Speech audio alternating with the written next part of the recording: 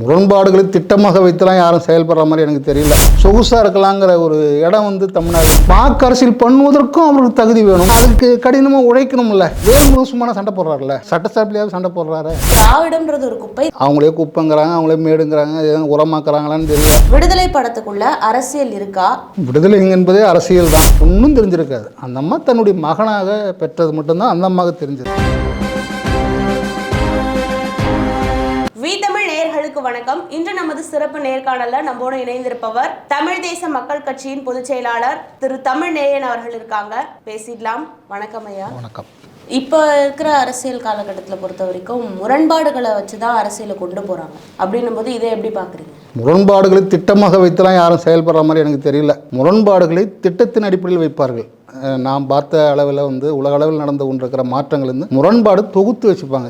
இது எதோட வகுப்பு முரண்பாடுன்னு அவங்க சொல்லுகிற மாதிரி இந்த முரண்பாடு இதை வந்து எதிர்கொள்ளும், இதுக்கான சரி பண்ணுறது. இங்கே நடக்கிற அரசியல் பார்க்குற போது முரண்பாடின் தொகுப்பாங்கிற செய்தியை தாண்டி நபர்கள் ரீதியான முரண்பாடாக தான் நான் பார்க்குறேன். நான் முரண்பாடுன்னு சொல்ல முடியுமான்னு தெரியல எனக்கு. நபர் மீதான அவதூறுகள் அது வந்து முரண்பாடுன்னு சொல்லிட முடியாது. நான் அது வந்து உள்ளீடாக நம்ம படிக்கிற போது தான் அது முரண்பாடுன்னு வரும். ஆனால் அவதூறுகள் மாதிரி தான் நடக்குதுங்க. பெரிய ஒருத்தர் பற்றி ஒருத்தர் விஷயங்கள் பேசுறது, சரி இவர் என்னமோ பெரிய இது பண்ணிட்ட மாதிரியும் அவர் இது பண்ணலை அப்படிங்கிற மாதிரியான செய்திகள் தான் இங்கே வருது. திருப்பி அங்கேயே நம்ம வர மாதிரியான சூழல் உருவாக்கி கொள்ள வேண்டாங்கிறதுனால சொல்கிறேன் நான். அப்போ தனிநபர்கள் மீதான வன்மமாக மாறுது. அது வந்து பெரிய அளவில் வெற்றி பெறுமா அப்படிலாம் யாரும் பண்ண மாதிரி இல்லை. இவர்கள் இப்படி தான் இருக்க முடியும் அப்படிங்கிற ஒரு அடிப்படையில் தான் அந்த முரண்பாடை தொகுக்கிறாங்க. ஆனால் அவர்களுக்கும் பெரிய கோட்பாடு இல்லை, இவங்களுக்கும் பெரிய கோட்பாடு இல்லைங்கிறதான் என்னுடைய பார்வை. பெரிய கோடை. ஆனால் அதுக்குள்ளே உள்ளீடாக ஒரு அரசியல் இருக்கிறது. அதை வந்து தொடுகிற போது தான் பிரச்சனையாக மாறுது. தமிழ் தேசியங்கிற ஒரு புது சொல்லாடலை பயன்படுத்துகிற போது தான் நாங்களாம் எழ வேண்டிய ஒரு சூழல் தள்ளப்படுறோம். நாங்கள் முன்னிலைப்பட வேண்டிய சூழல் தான் நாங்கள் பார்க்குறோம். தமிழ் தேசியம் வந்து நீங்கள் விரும்புவதும் நான் விரும்புவதும் அல்ல. அது இந்த மண்ணுக்குரியது. இந்த மண் தனக்கான ஒரு தேசத்தை கட்டமைத்து கொள்ளக்கூடிய இடத்துல அது இருக்குது. அது முரண்பாடாக நம்ம பார்க்குறோம். அவர்கள் நபர்களாக பார்க்குறாங்க தான் என்னுடைய பார்வை. இப்போ தமிழ் தேசியெல்லாம் இயல்பாகவே அவங்க யாரும் அரசியலில் கொண்டு வரல, அதை ஒரு குறிப்பாக யூஸ் பண்ணி அவங்களுக்கான அரசியலை பண்ணிக்கிறாங்கன்னு சொல்ல வரீங்க. தமிழ் தேசியங்கிறது அவங்க வரையறுத்துலாம் சொன்ன மாதிரி எனக்கு தெரியல. வரையறுத்து கொண்டவர் தமிழரசு மட்டும்தான். அதுக்கு பிறகுலாம் பெருசெல்லாம் வரையறுத்து கொண்டுலாம் பெருசாக பேசலை. அது வந்து ஒரு ஈழ விடுதலை போராட்டத்தை பார்த்த பிறகு தமிழ் தேசியம் பேசும்போது நம்ம கொஞ்சம் வெட்கப்பட வேண்டியது இருக்குது. நம்ம என்னென்னா அது போராட்டம், அதுதான் தேச விடுதலை போராட்டங்கிறது. அப்படி எங்கேயாவது ஒரு இது பண்ணிட்டு பண்ணுற விஷயங்கள் கிடையாது. இவங்க அப்படி இல்லையே. அப்படி நடந்திருக்கா தமிழ்நாட்டில்? தமிழரசு தாண்டி இவங்க எதாவது பண்ணிட்டாங்களா? எங்கேயாவது ஒரு இழவீடு நடக்கும், இழவீட்டில் போய் அழுதுட்டு வரலாம் தானே போகிறாங்களே தவிர்த்து வேறு என்ன பண்ணிட்டாங்க இவங்க? அந்த மக்களுடைய வரலாறு தெரியுமா? தமிழ்நாடு தலைவருடைய வரலாறு தெரியுமா? அந்த அரசியல் தெரியுமா? தமிழ் தேசம் மணிப்பூரில் நடந்துக்கிற எத்தனை படுகொலைகள், நாகாலாந்து நடந்த படுகொலைகள், பஞ்சாபில் அந்த பொற்கோயில்கள் நடந்த படுகொலைகள்லாம் நினைவு இருக்கா இவங்களுக்கு? சும்மா பேசிக்கலாம். விடுதலை போராட்டங்கள் அது இல்லாது. தேசங்கிறது அது இல்லை. தேசங்கிறது ஒரு பெரிய ஒரு ரத்தம் கலந்த ஒரு சகதியோடு தான் அது நடக்கும். அது இல்லைன்னா இங்கே இல்லையே. இங்கே பன்னாட்டு நிறுவனங்கள் அதிகமாக வந்து குவிஞ்சு கிடக்கல. சொகுசாக இருக்கலாங்கிற ஒரு இடம் வந்து தமிழகமாக இருக்கு. இதெல்லாம் மாற்ற வேண்டிய இடத்துல தான் தமிழ் தேசியம். அப்போ அந்த வார்த்தையை உபயோகித்து அவங்களுக்கான வாக்கு அரசியலை பண்ணிக்கிறதுக்காக தான் இருக்காங்க. ஆத்மாத்மா அவங்க அதை புரிஞ்சுக்கலன்னு சொல்ல வரீங்க. வாக்கு அரசியல் பண்ணுவதற்கும் அவருக்கு தகுதி வேணும்னு நான் சொல்கிறேன். யாராக இருந்தாலுமே. எந்த மாதிரியான தகுதி? என்ன, அதுக்கு கடினமாக உழைக்கணும்ல. கடினமாக உழைக்கணும், அதுக்காக மெனக்கிடணும். அப்படிலாம் இல்லையே. ஒரு பொய் சொல்லிட்டுலாம் நீங்கள் பண்ணிட முடியாது. ஒரு பொய் வாய்ச்சொடல் அடிக்க முடியாது. நாங்கள் அதை பண்ணிவிடுவோம் இதை பண்ணிவிடுவோம்லாம் கிடையாது. குறைந்தபட்சம் ஒரு இடஒதுக்கீடுனா அதுக்கு நேர்மையாக நிற்கணும். சரி, தமிழர்களுக்கு இவ்வளோ பிரச்சனை இருக்குது அப்படின்னா அதுக்கு இப்போ டங்ஷன் பிரச்சனை வருது, அதுக்காக எது திசை மாற்றின வரலாறுலாம் இருந்தாலும் கூட அது ஒரு போராட்டம், மக்கள் போராட்டம் தானே. அந்த போராட்டங்களுக்கு தமிழ் தேசியம் கை கொள்ளணும்ல. கை கொண்டிருக்கா எனக்கு தெரில. வேல்முருகமான சண்டை போடுறாருல்ல, சட்டசபையாவது சண்டை போடுறாரு. இவங்க அது கூட பண்ணுறது இல்லையே. நாங்கள் தான் தமிழ் தேசியத்துக்கான குரலாக இருக்கோன்னே சொல்கிறாங்கல்ல. இல்லை, ஏதாவது ஒரு டோல்கேட் உடைச்சா கூட நான் வரவேற்கிறேன். ஒரு சாதாரண டோல்கேட், அதில் ஒரு தமிழன் போக முடியுதா? இவங்க சொல்கிற தமிழனே கூட இருக்கட்டும். அப்படிலாம் இல்லை. போராட்டம் வந்து ஒரு வாழ்வியல் தன்மையானது. அது இயல்பாக உணர்வோடு இருக்கணும். அது வேல்முருகன் ஏன் சண்டை போட்டார் அப்படின்னு கேள்வி கேட்க முடியுமா? நம்ம சுங்குன்னு போனாவே வேல்முருகன் சொன்னால் கொஞ்சம் அப்படியே சரி போட்ட விடுங்க அப்படின்றாங்கல்ல. சீமான் சொன்னால் விட்டுருவாங்களா அப்படின்னு இல்லை. இதில் பார்க்க வேண்டியது இது இருக்குதுன்னு சொல்ல வரேன். அப்போ வாக்கரசியல் இல்லை. அது போராடக்கூடிய தன்மை வாய்ந்தது. போராட்டம் தன்மை உடையதாக அது மாற்றி அமைக்கணும். அதுதான் தமிழ் தேசியங்கிறது பார்க்குறோம். அதற்கு முன்மாதிரியாக நான் எதுவும் சொல்லலை. இங்கே இருக்கிற மாதிரி எனக்கு நாங்கள் சொல்கிற தலைவர் தான் எங்களுக்கு முன்மாதிரியாக இருக்கிறாரு. அவர் தான் இன்னும் கூட பெருநெருப்பாக இருக்கிறாரு, இப்படியாக இருக்கிறது. இவங்கெல்லாம் ஒன்றும் நம்ம வெற்றி பெறுவாங்கன்ற நம்பிக்கை. தலைவன் சொல்கிற மாதிரி தானே சீமானும் என் தலைவன் தான், அவரோட வழியெல்லாம் நான் நடக்கிறேன்னு சொல்லிட்டு தானே வராரு. உங்களை மாதிரி தானே அவரு வராது. அப்புறம் ஏன் அவரை எல்லாரும் ஏற்றுக்க மாட்டேங்க? அவர் சொல்கிறதில்ல. அவர் வந்து தமிழ் விடுதலை போராட்ட தலைவர் சொல்கிறாரு, தமிழ் விடுதலைக்காக போராடிய தலைவர் சொல்கிறார். அவர் நான் கூட சொல்லிக்கலாம், எனக்கு கூட சேகரம் அப்படின்னு சொல்லிக்கலாம், உடல் கஷ்டம் என்னுடைய நண்பர், நான் அவரை சீரட்டு பிடிச்சோம் அப்படி சொல்லிக்கலாம். இப்படிலாம் சொல்கிறதுல ஒரு இது ஒன்றும் பெரிய இது கிடையாது. அதெல்லாம் ஒரு பயனளிக்கக்கூடிய விஷயம் கிடையாது. அது இந்த மண்ணுடைய அரசியலோட தான் எனக்கு பிடிக்கும். விடுதலை போராட்டத்துக்கு அவங்க துணையாக நிற்கலாம், பிடல் காஸ்ட்ரோ துணையாக நிற்கலாம், அவர் உதவி எல்லாம் நிற்கலாம். ஆனால் போராடுவது நாம் தானே போராடி ஆகணும்.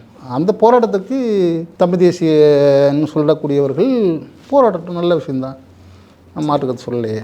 இப்போ நீங்கள் சொன்னீங்க தமிழ் தேசிய அந்த கோட்பாட்டில் இருந்து தான் திராவிடம்ங்கிறது ஏதோ ஒரு காலகட்டத்தில் வெளில தெரிய வந்துச்சு அப்படின்னு. ஆனால் இப்போ திராவிடம்ன்றது ஒரு குப்பை, திராவிட குப்பையை உரமாக வச்சு நாங்கள் தமிழ் தேசியத்தை வளர்க்க போகிறோம் அப்படின்னு நேற்று சீமான் சொல்லியிருந்தாரு. அவங்களே குப்பைங்கிறாங்க, அவங்களே மேடுங்கிறாங்க, எதுவும் உரமாக்குறாங்களான்னு தெரியல. உரமாக்கினா நல்லது தான், யார் உரமாக்கினா நல்ல விஷயம் தானே. அப்படிலாம் இல்லை, அப்படியான சூழல்கள் இல்லை. ஏன்னா அதிகாரத்துக்கு வரணும் இல்லை, அப்படிலாம் தமிழகம் இல்லை. தமிழகம் வந்து குறிப்பான ஒரு மக்களை சார்ந்து தான் வாக்கு போடுறாங்க, மக்களை சாராமலாம் கிடையாது. அந்த மக்களுக்காக இன்றைக்கி ஸ்டாலின் வந்து திறந்துருக்கிறாரு. இந்த 21 பேருக்கு இடஒதுக்கீடுக்கு போராடிய 87 நடந்த இடஒதுக்கீடு போராட்டத்துக்கு கலந்து கொண்டவர்களுக்கு ஒரு இது பண்ணுறாரு. கூடவே நம்ம அதன் கட்சியினுடைய முக்கியமான தலைவர் கோவிந்தசாமி அவருடைய மணிமண்டபத்தை திறந்துருக்கிறாரு. அவர் தான் திமுக கொடியை உருவாக்கி கொடுத்தது முக்கிய பங்கு. அந்த கொடி அங்கே தான் வாங்கிட்டு வந்ததாக ஒரு செய்தி சொல்லுவாங்க. அவருக்கும் ஒரு மணிமண்டபம் கட்டியிருக்கிறாங்க. அது எதுக்காக கட்டுறாங்க, உண்மையாகவே இடஒதுக்கீடு இப்போ தான் வந்ததா என்னன்னு தெரியல. அது 87 நடந்த ஒரு போராட்டம். 87 தான் வந்து பல்வேறு விதமான காலகட்டம் நடந்த இது. தமிழரசன் கொல்லப்பட்ட ஆண்டும் அதுதான்.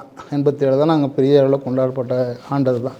இப்படி பல்வேறு செய்திகள் இருக்குது. ஆனால் உண்மையாக இடஒதுக்கீடுக்காக இவங்க நிற்கிறாங்களா? அப்படிலாம் ஒன்றும் பெருசாகலாம் ஒன்று. அந்த மக்கள் 15% கேட்குறாங்க, 10.5 சொல்லிட்டு போனது எடப்பாடியார் கொடுத்தாரு, அது கூட ஒன்றும் நடைமுறை ஆகலை. ஆனால் மற்ற சமூகங்கள்லாம் கொடுக்கலாம் அப்படின்னு பேசுகிறாங்க. அதில் ஒரு பார்வை இல்லை அவங்களுக்கு, இடஒதுக்கீடு குறித்தான பார்வை இல்லை.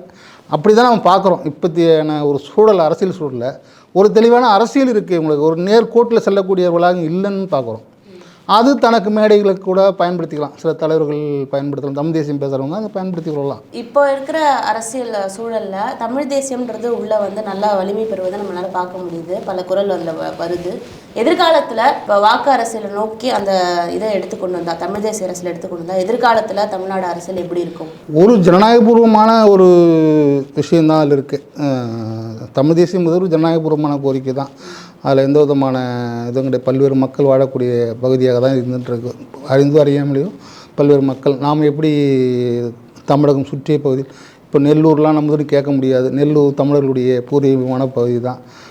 பெங்களூர் எங்களூர்னு நடத்தின வரலாற்று சான்றுகள், வீர்மேடு போன்ற பகுதிகளெலாம் இருக்கிற பகுதியெல்லாம் நம்முடைய பகுதிகள் தான். கேரளா இப்படிலாம் இருக்குது. ஆனால் அதெல்லாம் இப்போ நம்ம இருக்குதுன்னு கேட்டுக்க முடியாது. ஆனால் சிலர்கள் இருக்கிற பகுதிகள், சில பகுதிகள் இருக்குது, அதையாவது நம்ம காப்பாற்றணுங்கிறத நம்ம உறுதியாக இருக்கிறோம், அதுக்காக போராடணும்னு நினைக்கிறோம். ஆனால் அதுலேயும் கூட பல்வேறு சிக்கல்கள் இருந்துக்கிட்டே இருக்குது, தொடர்ச்சியாக இருந்துகிட்ருக்கு. ஆனால் அப்படியான ஒரு சூழலில் தமிழ் தேசியங்கிறது வளர்ச்சி பெற்றதாக நாம் எண்ணிக்கொள்கிறோம் அப்படின்றதில் ஒரு நம்பிக்கை இருக்குது. சரி, நம்ம தடுக்க முடியும், அந்த பிரச்சனையை கிளப்புறாங்க அப்படின்னு ஒரு இது இருக்குது. நீங்கள் பயன்படுத்துகிற பிறமொழியாளர்கள் அப்படின்னு சொல்லக்கூடிய விஷயங்கள் கூட அந்த எல்லை ஓரங்களில் கூட பெரிய அளவில் இல்லைனாலும் கூட அவங்க அந்த சொல்ல பயன்படுத்தி அரசியல் செய்கிறாங்கன்னு ஒரு கருத்து உண்டு, தமிழகத்தில் உண்டு. அது இல்லைன்னு சொல்ல முடியாது. அது 52 கூட மாப்போசி போன்றவங்களாம் அதை எழுதியிருக்கிறாங்க. அதெல்லாம் மறுத்துட்டு நம்ம போக முடியாது, இதெல்லாம் இருக்க தான் செய்யுது. அதை மீறி ஒரு நம்பிக்கையான விஷயம் என்னென்னா, இன்றைக்கி பொது நீரோட்டத்தில் அந்த அரசியல் சார்ந்து வந்திருக்கிறாங்க.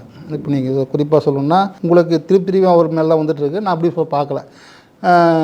கடலூர், அரியலூர் மாவட்டங்கள்லேருந்து வந்த அரசியல் சக்திகள், ஒரு குறிப்பிட்ட இடத்துலேருந்து வந்த, அதிலிருந்து பிரிந்து வந்த வேல்முருகன் போன்றவங்க, பாமகலேருந்து வந்த வேல்முருகன் போன்றவங்களாம் இன்றைக்கி ஒரு நம்பிக்கைக்குரிய தலைவராக. என்ன காரணம்னா, அவர் எல்லா மக்களோட இணக்கமான ஒரு போக்குடையவராக இருக்கிறாரு. குறிப்பாக தமிழர்களோட, தமிழ் தேசிய அரசியலோட இணக்கமானவர்களாக இருக்கார். மேடைகளில் தமிழரசனையோ அவர் சார்ந்த செய்திகளை அவருக்கு உண்மையாக இருக்கணுங்கிற எண்ணத்தோடு ஒரு சில வேலைகள் செய்கிறார். அதுதான் நம்பிக்கைக்குரியதாக நம்ம பார்க்குறோம். என்னென்னா, ஒரு பகுதின்னு நம்ம பார்க்கல. என்னென்னா, மக்கள் போராடுகிறார்கள், தொடர்ச்சியாக அந்த மக்கள் போராடுகிறார்கள் அப்படிங்கிற ஒரு விஷயத்தை அவர் பார்க்குறாரு. ஒருவேளை சட்டசபையில் நாளைக்கு பேசணும்னு பேசுவார், சொல்ல முடியாது, நம்ம சொன்னாலும் சொல்லிடுவார். அப்போ அந்த இடங்கள் வந்து அவங்களால நிறைவு செய்யக்கூடிய இடமா நாங்கள் பார்க்குறோம். அதுதான் தமிழ் தேசியமாக நாங்கள் பார்க்குறோம். அவருடைய சொல்லை பயன்படுத்தாதவர்கள் தமிழ் தேசியர்களுக்குள்ளே வந்துருவாங்களாங்கிறது எனக்கு நம்பிக்கை கிடையாது. நீங்கள் என்ன தான் தமிழீழ விடுதலை போராட்டத்தின் தலைவர்களாக பல்வேறு நபர்கள் இருந்தாலும் கூட உங்களுக்கு வந்து அந்த நினைவுபடுத்தணுன்னா பாதுஷி அம்மான்னு ஒரு அம்மா இருந்தாங்க, தமிழரசனுடைய தாயார். வயசு வந்து சாகிற போது 105 வயசு அவங்களுக்கு ஒரு சின்ன புதைச்சிருக்கிறாங்க. அந்த இடத்துல ஒரு வேலி போட முடியல சொந்த நிலத்தில். இதே மணிமண்டபம் கட்டுற ஸ்டாலின் வந்து ஏன்பா அந்த இதை வந்து பண்ணிட்டு இருக்கிறீங்க, அது அவன் சொந்த இடம் தானே, நீங்கள் ஏன் அதை தடுக்கிறீங்க அப்படி கேட்டிருக்கலாம் தானே. ஆட்சியரை கேட்டிருக்கலாம், இல்லை எஸ்பியை கேட்டிருக்கலாமே, கேட்கலையே. அந்த அம்மா என்ன பெரிய போராளியா? அந்த அம்மாவுக்கு தெரிஞ்சது பிறந்த ஊர் பொன்பரப்பி, வாழ்ந்த ஊர் மதகளிர் மாணிக்கம், இவ்வளோ தான் அந்த அம்மாவுக்கு தெரிஞ்ச உலகம். அந்த அம்மாவுக்கு ஒரு பையன், அவ்வளோதான். அந்த அம்மா பையனுக்கு பேசுகிற அரசியல் அந்த அம்மாவுக்கு தெரிஞ்சிருக்குமா? ஒன்றும் தெரிஞ்சிருக்காது. அந்த அம்மா தன்னுடைய மகனாக பெற்றது மட்டும்தான் அந்த அம்மாவுக்கு தெரிஞ்சது. ஏன் அந்த அம்மாவுக்கு வேலி போட இந்த அரசு அனுமதிக்க மாட்டேங்குது? இப்போது விடுதலை 1, 2 2 பாகமே வந்து அந்த 2 படங்களுமே ரொம்ப பெரிய வெற்றி படமாக இருக்குது. பலர் மத்தியில் அது ஒரு தாக்கத்தை ஏற்படுத்தியிருக்கு. விடுதலை படத்துக்குள்ள அரசியல் இருக்கா? அப்படி இருந்தால் அதை மக்கள் எப்படி தெரிஞ்சுக்க முடியும்? விடுதலை என்பதே அரசியல் தான், அதில் மாற்றுக்கிறது கிடையாது. விடுதலை 1, 2 அப்படிங்கிற வெற்றி படமாக மாறிடுறது ஓரளவுக்கு வந்து மக்கள் புரியாமலாம் ஒன்றும் இல்லை. என்னுடைய பார்வையில் வந்து வெற்றிமாறன் அதை கொஞ்சம் ஒரு நேர்த்தியாக பண்ணியிருக்கிறார். ஒரு கதாபாத்திரத்தை அமைக்கிறது மட்டும் இல்லாமல் ஒரு அரசியல் படத்தை எடுக்கிற போது தன்னை அறியாமல் சில நேரங்களில் உண்மை வந்துடும் சொல்லுவாங்க. அப்படி வந்துருச்சுன்னு நம்ம சொல்ல முடியாது. ஆனால் உண்மையாக இருக்கணும்னு நினச்சிருக்கிறார் வெற்றிமாறன். அந்த படத்தில் வந்து தமிழரசன் உண்மையானவராக இருக்கணும், உண்மையாக வெளிக்கொண்டு வரணுங்கிறதுல மெனக்கட்டுருக்கிறாரு. அதே போல் தான் புலவர் வாத்தியாருங்கிற அந்த அதற்கெல்லாம் நம்ம அப்பாற்பட்டவர்கள் தான். ஏன்னா அவங்களாம் வந்து வேறொரு உலகத்தில் வாழ்ந்தவர்கள். ஈகம்னா என்னன்றதே நமக்கு அறியாத ஒரு சமூகத்தில் நம்ம வாழ்ந்துருக்கிறோம். ஒருத்தர் உதவி பண்ணுறது, ஒருத்தருக்காக ஏதாவது சின்ன உதவி பண்ணுறதுலாம் நமக்கு தெரியாத ஒரு அவனை அப்படியே ஒப்படைத்து கொண்டவர்கள். புலவர்லாம் நீங்கள் நினைக்கிற மாதிரிலாம் அவர் ஒரு சாதாரணமான நபர் இல்லை. அவர் ஒரு பெரிய நமக்கு நம்பிக்கை இல்லை, ஒரு இறை நம்பிக்கை போன்ற விஷயங்கள் இல்லாத போது தான் ஒருவேளை இறை நம்பிக்கை இருந்தால் நம்ம கடவுளாக வழிபடலாம் அவரை, புலவர் போன்றவங்களாம். ஏன்னா அப்படிப்பட்ட ஒரு ஈகத்துக்கு சொந்தக்காரர் அவர், அப்படி புலவர் போன்றவர்கள்லாம். ஆனால் அவரை விட பல மடங்கு இளையவரான தமிழரசனை தன்னுடைய தலைவராக ஏற்றுக்கொள்கிறார். இதுதான் அந்த முரண் வந்து நம்ம பார்த்திங்கன்னா அவர் ரொம்ப இளையவர் தான். அவரை தனது தலைவராக ஏற்றுக்கொள்கிறார். காரணம் என்னென்னா அப்பழுக்கப்பட்ட ஒரு தலைவனாக உருவாகிட்டு இருக்கிறான், எதற்கும் துணிந்தவனாக இருக்கிறான் அப்படின்றதான் அவருடைய அந்த இதில் வந்து இருக்கிற ஒரு விஷயம். அந்த வழக்கு பற்றியெல்லாம் மக்களுக்கு தெரிஞ்சிருக்கும்னு நம்ம சொல்ல முடியாது. ஆனால் அந்த அந்த படத்தினுடைய தாக்கம் என்னென்னா ஒரு உண்மையானவர்கள் போராடி இருக்கிறாங்க அப்படிங்கிறத வெற்றிமாறன் கொண்டு வந்துட்டார். தெரியப்படுத்தணும்னு நினச்சி வெற்றிமாறன் கொண்டு வந்துட்டார். அதற்குள்ளார இருக்கிற அரசியல் தான் அந்த படத்தினுடைய ஒரு மையமான பார்க்குறது. என்னென்னா தமிழரசன் ஏன் கொல்லப்படுகிறாருங்கிறதுக்கான ஒரு செய்தி என்னென்னா, உலகமயமாக்கல் உலகம் ஃபுல்லாக பரவுற காலகட்டம். 89 தொடங்கினால் கூட உலகமயமாக்கல் 91 கையெழுத்தாகுது இந்தியாவில். நரசிம்மராவ் பிரதமராக கையெழுத்தாகுது. அப்போது தமிழ்நாட்டில் எந்த விதமான இயக்கங்களும் இருக்கக்கூடாது, குறிப்பாக எந்த இயக்கங்களும் கூட தமிழரசன் இருக்கக்கூடாதுங்கிற முடிவோடு தான் அந்த அரசு இயங்குது. அதெல்லாம் அவர் கொல்லப்படுறார். அதை வந்து ஏதோ ஒரு இடத்துல வந்து அவர் பதிவு பண்ணுறார். ஏன் அவர் தமிழரசன் இருக்கக்கூடாதுன்னு நினைக்கிறார்? ஏன்னா எல்லா இடத்துக்குமான போராட்ட வரலாற்றில் அவர் இடம் பதிக்கிறார். நக்சல்பாரி அரசியலில் ஒரு முக்கியமான ஒரு தலைவராக அவர் இருக்கிறார். 72 76 வரைக்கும் அதனுடைய தலைவராக இருக்கிறார். அவர் தமிழ்நாட்டினுடைய கட்சியினுடைய ஒரு பொறுப்பாளராக இருக்கிறார். வழிநடத்தக்கூடிய ஆற்றல் வாய்ந்த ஒரு அறிவாளியாகவும் இருக்கிறார். இப்போ என்னென்னா ஒரு நடைமுறையாக இருக்கிறவங்க அறிவு கொஞ்சம் படிப்பு இதில் வந்து புலமை தோய்ந்தவராக இருக்கிறார். ஆங்கில அறிவு மட்டும் இல்லாமல் மீதி அனைத்து அரசியலையும் முன்னோக்கியவராக அவர் இருக்கிறார். அதே போல் செயல்பாட்டில் வந்து எல்லா இடத்துலையும் அவர் தன்னை வந்து பதிவு பண்ணுறவராக இருக்கிறார். எந்த நிகழ்வாக இருந்தாலும் அந்த நிகழ்வில் தமிழரசன் இல்லாமல் இருக்க மாட்டார். இது தியாகு போன்றவர்கள் எல்லாமே பதிவு பண்ணது அதுதான். தமிழரசன் இல்லாமல் ஒரு சம்பவம் நடக்காது தமிழ்நாட்டில். அப்படி ஒரு நிகழ்வுகளை அவர் உருவாக்கியிருக்கிறார். இதுதான் நம்ம அவர் பற்றியான ஒரு விஷயம். இப்போ இருக்கிற அரசியலில் தமிழ் தேசிய கொள்கை பிடிப்போட ஒருத்தர் வந்து பேசுகிறாரு, சட்டமன்றத்துலேயும் ரொம்ப போராட்ட குணத்தோட பேசுகிறாரு அப்படின்றத நீங்கள் வந்து சொன்னீங்க. சட்டமன்ற உறுப்பினர் வேல்முருகனை பற்றி சொன்னீங்க.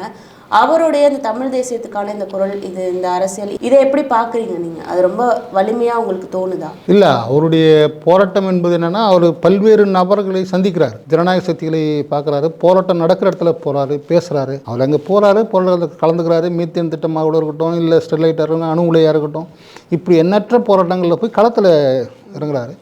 அவங்களுடைய கருத்துக்களை கேட்டுக்கிறார். அவர் கேட்டுக்கிட்டு தன் செய்தியாளர் சந்திக்கிற போது கூட இந்த மாதிரி நடந்துகிட்ருக்கு அப்படின்னு ஒரு பதிவு செய்கிறார். தானாக மனசில் தோணுதெல்லாம் சொல்கிறதில்ல. அவர் தமிழகத்தில் இந்த சிக்கல்கள்லாம் இருக்குது, அதை நம்ம எதிரொலிச்சு தான் ஆகணும்னு சொல்லிட்டு அடிப்படையில் தான் அவர் செய்கிறார். அதை இப்போ ஒவ்வொரு மக்களுமே வந்து அவர்கிட்ட வந்து சில குறைகளை சொல்கிறாங்க. அதுக்கான இடங்களை அவர் உருவாக்கி வச்சிருக்கிறார். ஒரு சட்டமன்ற உறுப்பினராக நீண்ட காலமாக இருக்கிறாரு. இளம் வயதிலேயே சட்டமன்ற உறுப்பினராக போனது ஒரு வாய்ப்பாக இருக்கலாம். அவருக்கு ஏற்கனவே ஒரு கட்சியில் ஒரு பிரதிநிதித்துவம் இருந்ததுனால அதெல்லாம் கூட அவருக்கு வாய்ப்பாக இருக்கலாம். அந்த இடத்துல வந்து அவர்கிட்ட சொல்கிறாங்க, இந்த மாதிரிலாம் நடக்குது, இங்கே உண்ணாவிரதம் நடக்குது, நீங்கள் வாங்கினா இவர் தன்னால் முடிந்த அளவுக்கு திரட்டிட்டு போயிட்டு அங்கே நின்று அவங்களோட கேட்டு அந்த செய்திகளை வந்து செய்தியாக்கணும். செய்தியாக வருது. காரணம் என்னன்னா, அவர் ஒரு வகையில் தமிழ் தேசியத்திற்கான உண்மையான செய்திகளை சொல்லக்கூடியவராக உருமாறி இருக்கிறாரு. ஏன்னா அவர் அடிப்படையில் தமிழராக இருக்கிற உணர்தல், தமிழ் தேசியங்கிற அரசியலில் மையப்படுத்தக்கூடிய ஒரு இடத்துல அவர் இருக்கிறதுனால அதை அவர் மையப்படுத்துறார். ஏதோ ஒரு வகையில் நம்முடைய இது வந்து வேலை செய்யுன்னு சொல்லுவாங்க. அதுபோல் அந்த போராட்ட களங்களோடு வாழ்ந்ததுனால, அந்த இயக்கம், அந்த கட்சிகள் இயங்கினதுனால இன்றும் அச்சப்படக்கூடிய கட்சிகளாக இருக்காது. நமக்கு இன்னும் மாற்றுக்கக்கூடிய கட்சிகளாக இருந்தாலும் கூட போராடக்கூடியவர்களாக, தொடர்ச்சியாக போராடக்கூடியவர்களாக அந்த கட்சி இருக்கிறதுனால அவர்களுக்கு அந்த முன்னிலை கொடுக்குறாங்க. அதனால தான் தமிழ் தேசியம் சொல்கிற அந்த இடத்துக்கு வந்து வேல்முருகனை வரலாறு தள்ளிவிடுது. இவ்வளோதான், வேறு ஒன்றும் காரணம் கிடையாது. அப்போ நம்ம திருப்பியும் நம்ம இடத்துக்கு போனோம், அங்கே போனோம்லாம் கிடையாது. அவர்கிட்ட இடத்துக்கு அவர் போகல அவ்வளோதான். போனதாக சொல்லணும்னு அவசியம் அவருக்கு இல்லை. ஆனால் அந்த கட்சியில் மட்டும் இல்லாமல் அவர் இருந்த கட்சியில் இருந்த ஒரு தலைவர் இருந்தார். அவர்லாம் கூட நிறைய உதவி பண்ணிக்கிறார். எண்ணற்ற தலைவர்கள் உதவி பண்ணிக்கிறாங்க. அதில் வேல்முருகனும் ஒருவர். இதுதான் நம்ம பார்க்க வேண்டியது. என்னன்னா, கட்சி கொள்கை முரண்பாடெல்லாம் தாண்டி அந்த உணர்வை நோக்கி போகும்போது எல்லாரும் ஒன்றா அந்த இது பண்ணியிருக்கிறாங்க. அதுலேயும் ஒரு முன்னணி தலைவராக, இளம் தலைவராக அவர் இருந்திருக்கிறாரு. அதனால் அவர் தமிழ் தேசியத்தினுடைய பிதாமகராக ஒரு செயல்பாட்டு தன்மையில் அவர் இருக்கிறார். இதுக்கு நாம் பேசலாம் அவரிடம், இந்த மாதிரி இருக்கேனே, இந்த மாதிரி இருக்கேனே என்னென்ன அப்படின்னு கேட்கக்கூடிய இடத்துல அவர் இருக்கிறார். எனக்கு தான் எல்லாம் தெரியணும்னு சொல்கிறதில்ல. அவர் கேட்கக்கூடிய இடத்துல இருக்கிறார். அதனால் அந்த தமிழ் தேசியத்துக்கு ஒரு நம்பிக்கைக்கூடிய ஒரு தலைவராக, வாக்கு அரசியலில் இருக்கக்கூடிய தலைவராக இருக்கிறார். அப்படி தான் அதை பொருள்பட எடுத்துக்கணும்னு நினைக்கிறேன். உங்களோட நேரத்தை ஒதுக்கி இந்த நேர்காணலில் கருத்துக்களை பகிர்ந்துக்கிறதுக்கு ரொம்ப நன்றி.